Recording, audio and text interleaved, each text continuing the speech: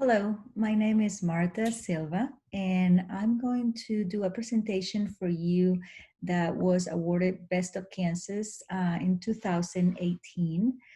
The presentation is called Meet Me in the Middle, Spanish as a Heritage Language in Mixed Classrooms. Mixed classrooms being your regular L2 class, like Spanish class, where you have one or more heritage students. And I'm going to talk about some strategies some tools that you can use in order for you to be a successful teacher and for your students also to have success in your classroom. A little bit about me. I am originally from Spain. I studied linguistics in the Universidad de Córdoba, where I also did my master's in translation and culture. I am currently a PhD candidate at the University of Kansas City, Missouri. I'm doing a PhD in curriculum and instruction and Latino studies. I am a teacher of Spanish and Spanish for heritage language learners at a Olathe school. And I'm a sponsor of the Latina Leadership Club and the Heritage Club in my school, and a poet that sometimes collaborates with the Latino Writers Collective. So as you can see, Spanish is not only my job, but it's my life, my personal life, and my passion. This is my contact information in case you want to communicate with me and ask me questions or ask me to send you any materials that I may have. I'm very active on Twitter, and I do a lot of research on language acquisition, but mainly on the heritage and the heritage aspect of language acquisition. This at the time it was funny because it was the time where this movie was a big hit. But this is how I have noticed that a lot of the regular Spanish teachers feel when they find some students who don't fit the profile of the student that usually you encounter in your class, right? The monolingual student that you give them some kind of knowledge and that they work with that knowledge, and you guys kind of learn through a very specific path. But then we have heritage language students who are not walking the same path, and some of the decisions that we take as teachers, and I have done this too, is to just, blindfold ourselves, and it's like, I'm not going to look and it's not going to be there. So it's a little bit similar to this crazy movie that you haven't seen. I recommend you watching. These are some of the questions that teachers have asked me during some of the presentations that I have done on this topic. What are particular challenges of the heritage language students? How do I know I'm doing a good instruction? My students are learning. How can teachers and students use time class in a good, productive way? How are heritage students different than the rest of the students? Why are my L2s doing better than my heritage students? Or why are my heritage students failing this Spanish class that should be so easy for them? Or why my heritage students don't know what I thought they knew and they're not doing well? So these are a lot of questions that we have, and we have to go to, first of all, to our data. First, I would recommend that you listen to those students and learn a little bit more about their history, where they come from, not physically, but what is their story, what is their narrative, what is their community. Remember that there's a variation of the use of English and Spanish, and not all Hispanic students speak Spanish, and not all Hispanic students are ELLs. So you need to understand who is your heritage language student. That's the beginning of everything. Like, for example, this is a group of my heritage language learners. In this group, there's such a variety of students, not only by origin, but also by their experiences are very different. Their linguistic knowledge is very different. But we're all part of this house, this casa, where we all feel safe in an environment that we want to learn about our culture and our language. these are all heritage language learners. These are my three kiddos, were born here, mom from Spain, dad from Peru. They have good and bad experiences in their Spanish classes, and I think they are the cause where I started digging a little bit deeper into my role as a teacher of languages, and also as a learner of other communities. Um, my own kids now, I know because I survey my students constantly, but my own kids have come home with the stories of either teachers using them as translators, language police, etc., which they don't enjoy. Them just putting them in a corner with a book reading, where my own kids did not read in Spanish well, so they felt like that was too much for them to do, but they didn't dare to contradict the teacher. Or maybe the teacher suggested that their Spanish was not that good, or that they didn't know how to do this, etc. So there's a lot of emotional baggage when we talk about teaching heritage students. Heritage language learners, we can use a broad definition that is just somebody who is in touch with the culture. This culture is part of who they are as a community. In my presentation, we're going to look at the more narrow definition, which has to do with their use of language. So when I talk about heritage language learners, I'm talking about students who are in some degree, they have some degree of knowledge of the Spanish language. So that's not the case for all Hispanic students, as I've said, but they understand their parents, even if they don't produce the language. Their Spanish is spoken at home. This is a great chart for everybody to understand that the heritage speaker is a speaker that needs two languages to communicate. So it's not a native speaker like myself. I lived in Spain for 25 years. I did all my academics in Spanish, and then I transferred. I came, and I'm an immigrant in the United States. Um, and it's not an L2 learner that doesn't know anything about the language and has to start from the very beginning, understanding language and culture.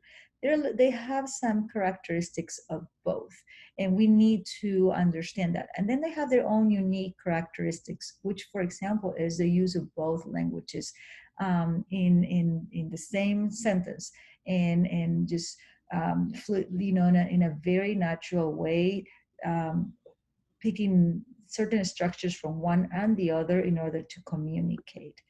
My philosophy, and the philosophy that I would like for most of you to reflect on and maybe apply to your classes, is that when we say we, I say the students and me, we're there learning together. It's not me as a teacher teaching them language or culture, or it's not them just bringing what they have, period. It's just, that's what the presentation is called, meet me in the middle. It's like we're both learning from each other and respecting each other. And I think this is key if we want to earn the respect of our students. And I know a lot of the teachers who are usually white teachers have a difficulty making connections with these heritage students. And I think if we have this approach of learning together, those difficulties become much, much less. So please accept all varieties of accents and regional dialects. Don't be hyper judgmental when students bring their own language to the table. If that's the way they say it at home, give validity to that, because if we start policing their language, I think we'll lose them and we'll lose their identity. And in a sense, it's kind of a sense of humiliation. We can say, well, there are other cultures where this is said this way, or hey, because in the textbook we're using this word, this is what I'm teaching your classmates here, but feel free to use that, and I love to learn that from you.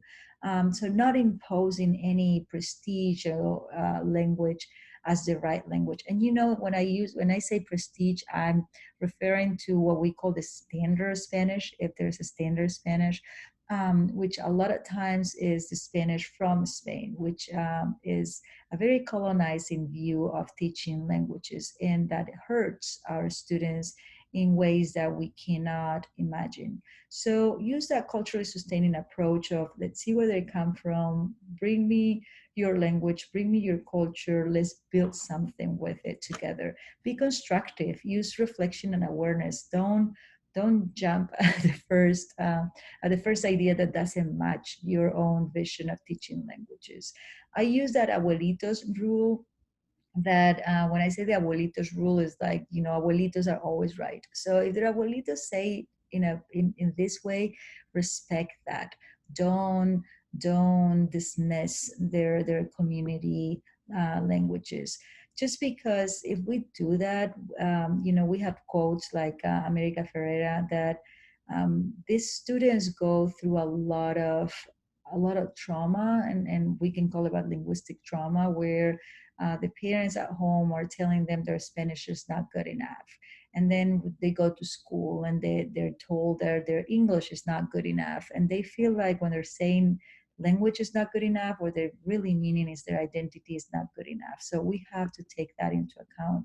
We're going to learn together. And that also means that we cannot criticize their use of English. We have to understand that these students need to use both in order to communicate.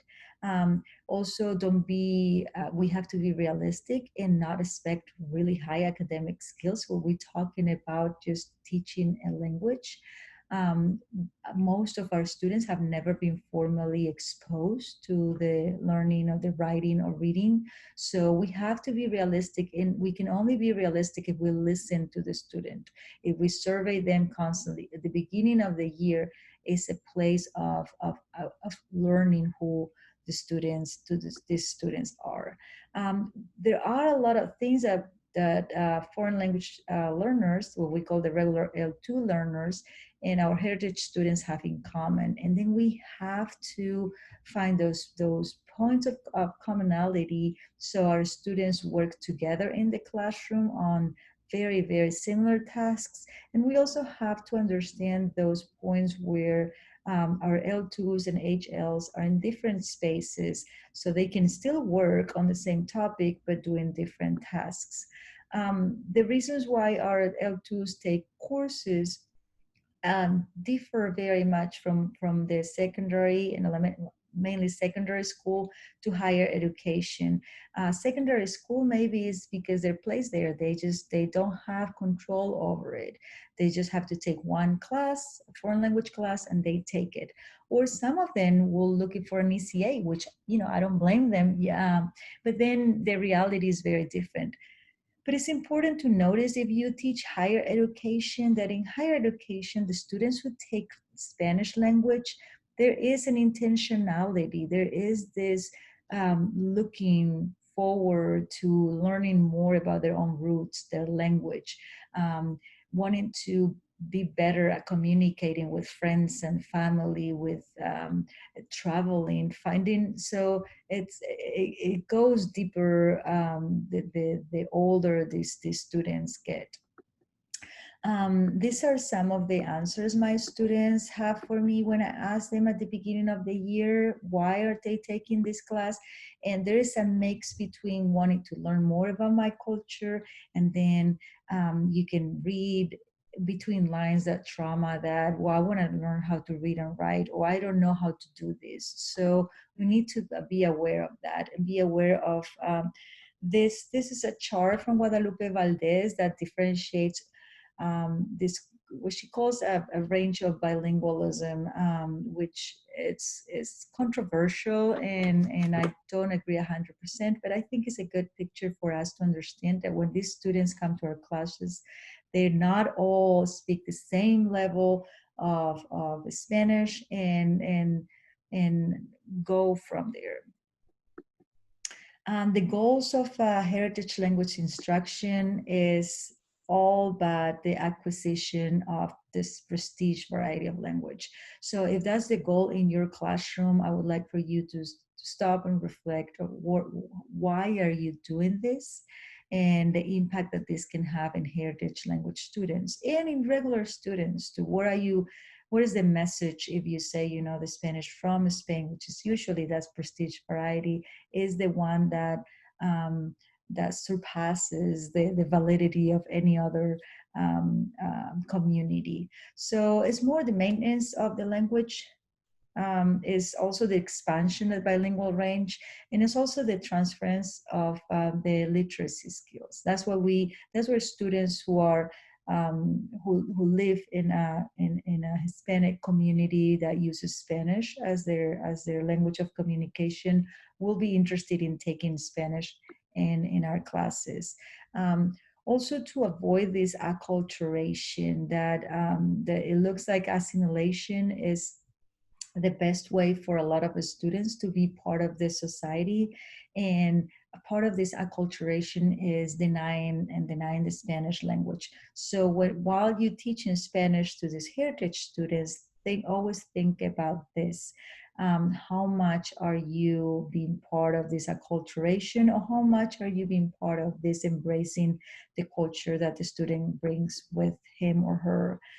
If your classes, and this is the key, if your classes don't offer a heritage program, should your students enroll in regular L2s? And my perception of this is absolutely yes. My own kids, I was very strong in the sense that I wanted them to take Spanish, even if they spoke Spanish and they communicate beautifully in Spanish. But I wanted them to take Spanish every year.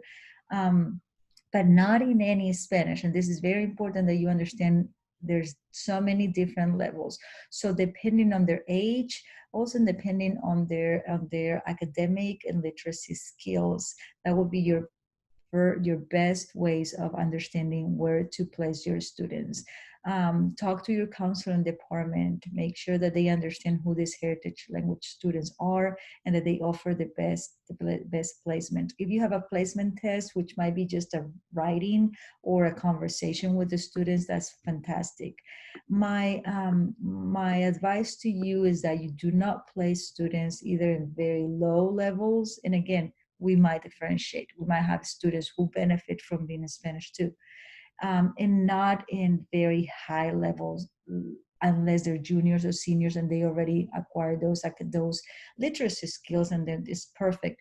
But for the introductory, for the freshmen, the sophomore, those kids who are younger, Spanish 3 and 4, maybe Spanish 3 are the best places for them linguistically, and also kind of talking about their academic skills. Remember this chart, and remember that when we talk about heritage, we talk about this broad heterogeneity of learners. These are questions that also I have been asked. There are some workbooks that come along with your textbook if you're using textbooks, that they're very good and allow students that are L2s and HLs to go hand in hand in your class, which I think is the best bet. I do not believe in like number 3, having a student, the heritage student, just reading in a corner and the rest of the students having fun, participating, doing a lot of activities in a community, because that what you're telling them is, that person does not belong there in their own language. There is a place for independent reading when your L2s are doing something that is pretty basic for your HLs, and maybe they're not going to benefit from there. There is a place for the reading. Or if you're using readers with your L2s, is a very good place to use a different type of book and text for your HLs. I would not use the AP Spanish test, curriculum for the beginning, for the introductory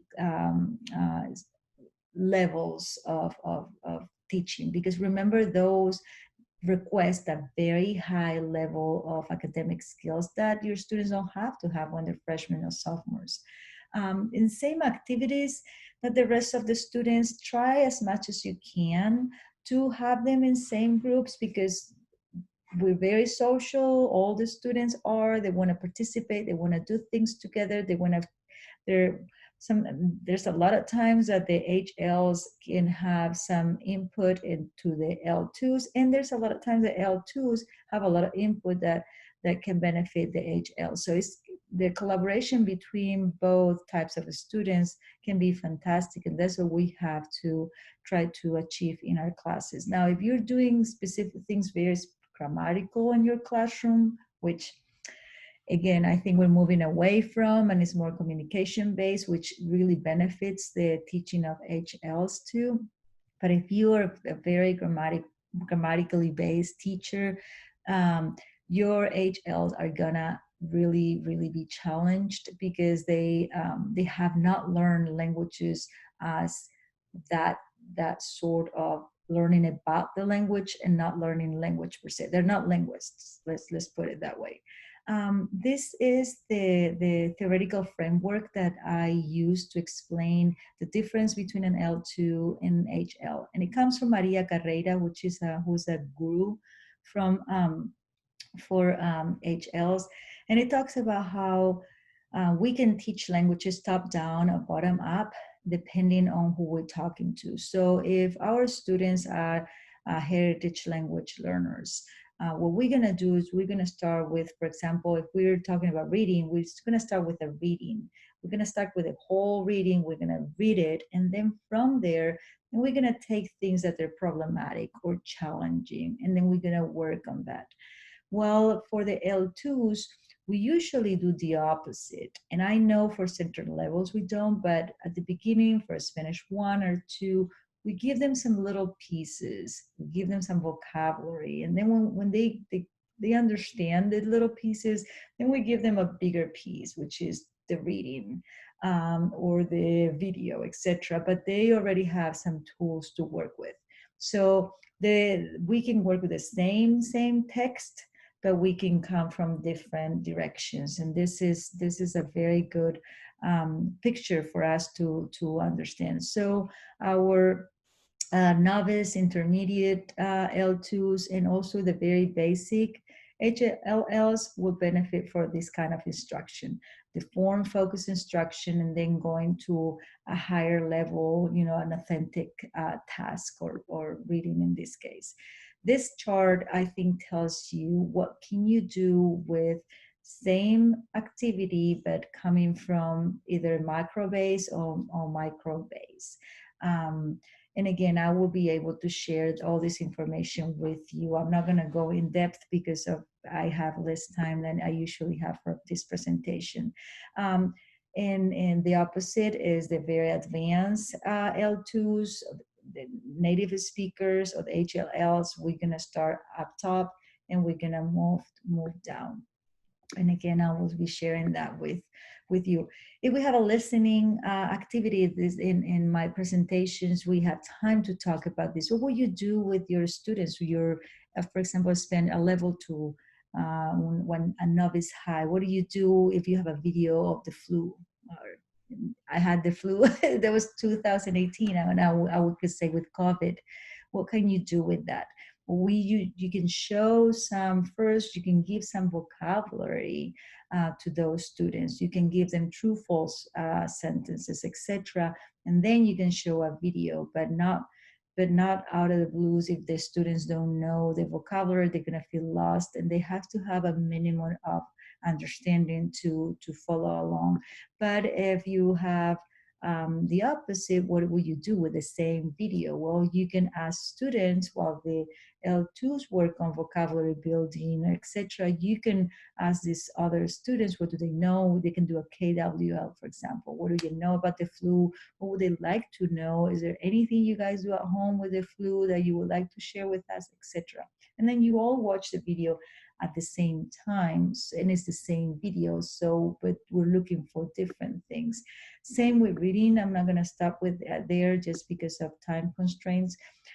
With writing, you can also do something similar. This is an integrated performance assessment that I've done with my students, successfully having mixed classrooms where students read a text that I've written about a trip that I've taken to Kenya, or that I want to take to Kenya. Both students, both sorts of students read the same text, and then both sort of students, they both do a web quest where I ask them, hey, I'm gonna give you I don't know, a lot of money for you to travel for a week to any country you want to go.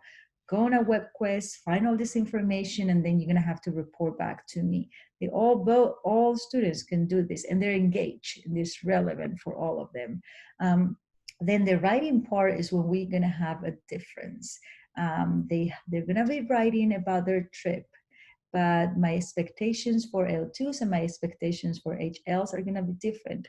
The scaffolding I do for L2s, for example, is I give them a text with all my parts, my personal parts highlighted, and they only have to use theirs. So they use the main structure, but they will change whatever is highlighted in orange with their own travel, which, for example, for the HLs, that will not be the case. They can have like more open-ended questions, and they can work on a different narration, but they still have to write down about their trip.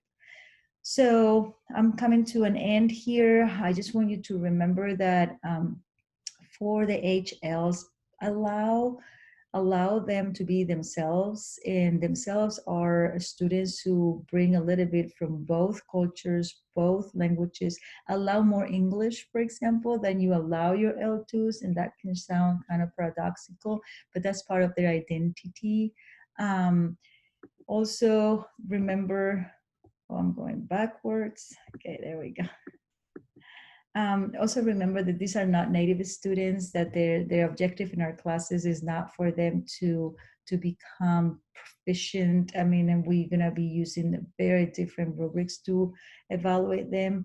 And the reality is that they switch from one culture to another. They're not the representatives of any culture also, that they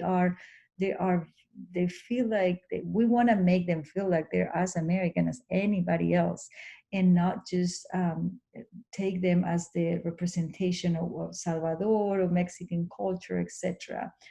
Always ask your students first. And our role is to build on the resources that they already bring to class. We can scaffold. In order to do that, we have to listen. We have to listen, we have to ask questions, we have to build on the resources that they already bring with us. There are a lot of resources, and I'd be more than glad of sending you information about all this, about teaching heritage language. The more you know about heritage language instruction, the better teacher you will be in our mixed classes. So I recommend that you become more knowledgeable in this area, even if you don't have a heritage language program in your classroom, because the United States is just becoming more and more bilingual, thankfully, and more bicultural. And you're going to have these students in your classroom sooner or later. And the better prepared you are, the better the experience you're going to have. And your students are also going to benefit from that. Thank you so much for your attention, and I hope you found this all this information relevant for your classes. Please email me if you have any questions. Thank you so much.